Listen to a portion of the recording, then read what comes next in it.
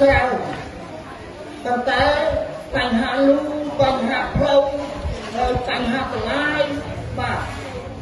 យើងខ្ញុំកំពុងតែសុំអំពីភូមិបាទចំនួនបន្លាយប្រមាណខ្សែហើយផ្លូវប្រមាណខ្សែផ្លូវដីសប្រមាណខ្សែផ្លូវគ្រួក្រហមប្រមាណខ្សែយើងខ្ញុំកំពុងតែសុំចំនួនអំពីភូមិមកវិញដើម្បីឆ្លើយតបនឹងមន្ទីរលោកមន្ទីរលោកឲ្យលើកបាទលូមានប្រមាណខ្សែផ្លូវមានប្រមាណខ្សែហើយផ្លូវគ្រួក្រហមប្រមាណខ្សែផ្លូវដីសប្រមាណខ្សែបន្លាយមានប្រមាណខ្សែយើងខ្ញុំបានលើកជូនដាក់មន្ទីរហើយប៉ុន្តែមន្ទីរអត់ទាន់ឆ្លើយតបទេហើយចំណុចមួយទៀតអំពីបញ្ហាលូដាក់ច្រើនតែធ្វើអស់នេះលោកធានលោកគណៈកម្មការលោកបានឆ្លើយហើយថាវិស័យថវិកាបើថវិកាយើងមានមិនដល់ចំនួនយើងធ្វើវាអត់បានគ្រប់ទេតើតែថវិកាយើងនឹងវាច្រើនបានយើងលើកទៅវាអស់ហើយយើងខ្ញុំគ្រាន់តែជម្រាបថាក្នុង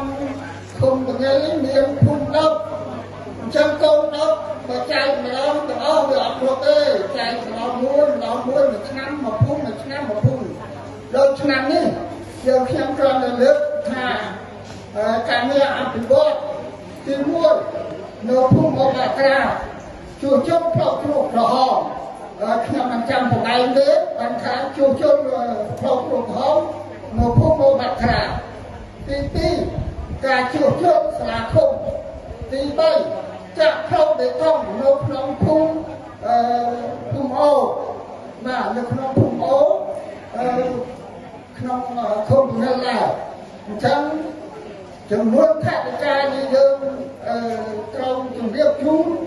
សូមលោកដែលជាអ្នកម្ចាស់សំណួរមើលនៅពេលដែលដឹងថ្លៃចឹងដឹងថ្លៃផ្លូវបេតុងចំនួនថ្លៃប្រមាណខ្ញុំមានក្នុងពិភពប៉ុន្តែពិបាកអានណាស់ដោយសារតែយើងខ្ញុំផ្នែកយ៉ាងតិចបាទចឹងក៏លោកម្ចាស់សំណួរហ្នឹងថ្ងៃនោះយើងបានអញ្ជើញជាគណៈកម្មការមកអង្គុយចាំមើល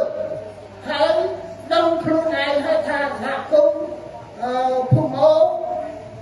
ដឹងថ្លៃបេតុងបានទៅក្រុមហ៊ុនណាលោកដឹងហើយមិនខ្ញុំមិនតែចាំប្រាប់ទេលោកដឹងហើយថាបានទៅស្អីលោកជាណាខាទៅទេគឺបាទអត់បានដល់ថយอะไรទៅកាន់បាទអញ្ចឹងសូមមើលខ្លួនឯងទៅនេះជាបញ្ហាដែលយើងចង់ជម្រាបហើយសូមជម្រាបថាយើងគម្រោងរបស់យើងមិនអាចចែកក្នុងមួយឆ្នាំទៅទាំង10ភូមិបានទេវាអត់បានទេដោយលោកគណៈប៉ុន្តែលោកដឹងស្រាប់ដែរស្រុកលោកដឹងដែរគឺថាលោកមិនអាចចែកម្ដងទាំង6ភូមិបានទេដូចឆ្នាំនេះស្រុកលោកធ្វើជួសជុលផ្លូវគ្រួក្រហមរបស់ភូមិខ្ញុំមួយពី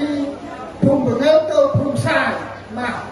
នេះជាបញ្ហាចំណុចមួយដែលយើងចង់គ្រាន់តែជម្រាបផ្លូវជូនអ្នកម្ចាស់ជំនួយបាទសូមអរគុណ